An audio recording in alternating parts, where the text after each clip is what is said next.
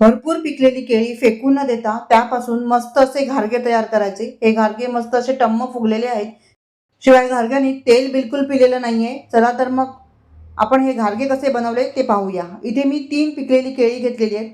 आता या केळीची सालं काढून ह्याचे बारीक बारीक तुकडे तयार करून घेऊया आपण। त्यानंतर मिक्सरच्या भांड्यामध्ये हे तुकडे घालून घेतले।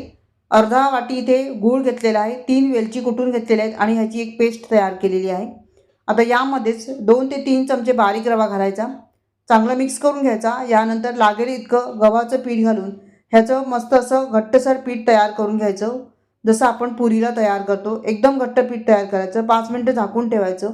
आता यामध्ये थोडंसं मीठ देखील घालायचं आहे आणि अर्धा चमचा साजूक तूप घातलेलं आहे।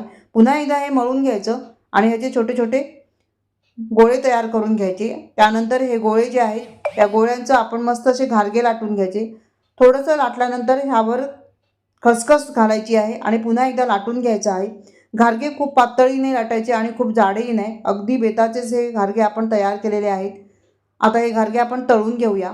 तर इथे तेल गरम करत ठेवलेलं आहे, चांगलं मध्यम आचेवर आपण हे घारगे जे आहेत ते दोन्ही साईडने मस्त असे तळून घ्यायचे आहेत। बघा मस्त असे टम्म फुगतात, शिवाय बिलकुल तेल पीत नाहीत, कारण आपण हे पीठ जे आहे ते घट्ट तयार करून घेतलं होतं। रेसिपी आवडली तर लाईक आणि कमेंट करायला विसरू नका।